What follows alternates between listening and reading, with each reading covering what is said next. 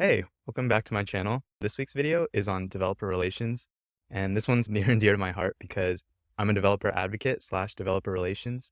It's something I didn't really know about until I actually got a job as a developer advocate. I was doing software engineering before this, and I didn't really know this position even existed. Now that I do, it's funny because if I go to a social event or a party and people ask me what I do, and I say developer advocate or developer relations, I have to really go into it and explain what it is.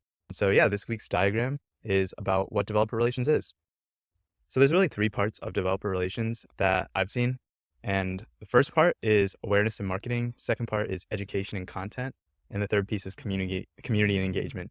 And I know that's a lot, but basically I feel like developer relations is really getting developers using your software, educating them on how to use it.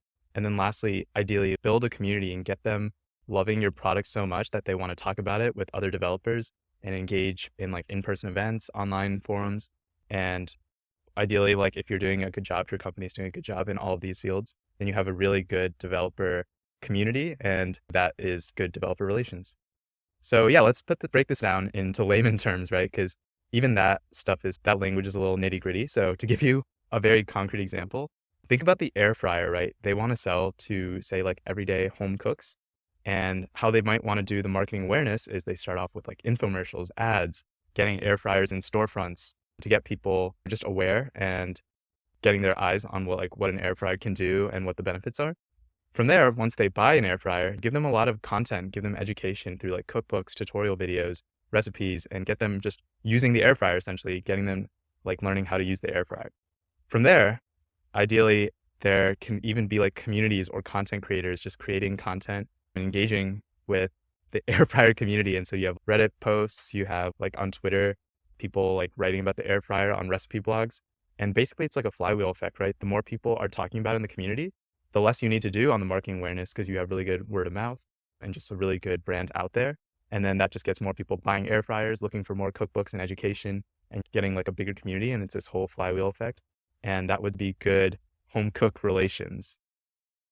So back to our developer relations example, just to expand on each of those pieces, right? Specifically, the marketing awareness we want to do is targeting developers and technical audiences like product managers, CTOs, engineering leaders. The education part is tutorial videos, how to use like an SDK or how to use a certain type of software, making videos about it, and maybe educational blogs describing the benefits of using your software platform.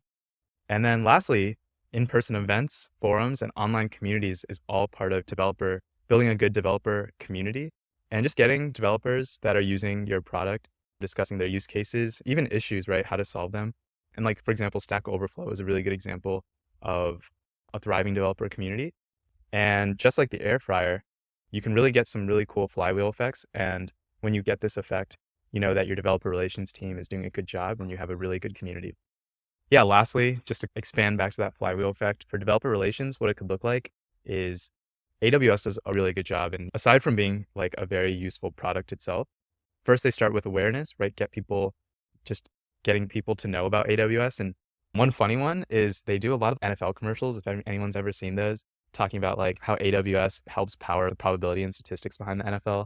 Cool commercials, but I feel their audience isn't necessarily targeted. I don't know how many people in the audience knows that AWS is like a cloud computing platform, but they cast a wide net, so it works for them. After people know about them, they are so good at the amount of education materials they put out. There's whole books and courses dedicated to learning about AWS. And if you work at a really big company, they might even sponsor you getting certifications, and they give you cool badges like you're in Pokemon. They get you really learning and getting your hands on their product. And then after that, they do an amazing job at their community. Obviously, you have like forums and Stack Overflows, everyone talking about AWS, but they have really big conferences. Like one example is reInvent, where they get a bunch of developers and vendors and companies using AWS all together in person. And it's this huge deal. And it's like this ecosystem where people are selling their services and people building on top of AWS. And ultimately, even if they never did another commercial or ad again, I think they would still have a thriving developer community and people using it. So that's basically developer relations in a nutshell. Please subscribe if you like this type of video, and I'll see you next week.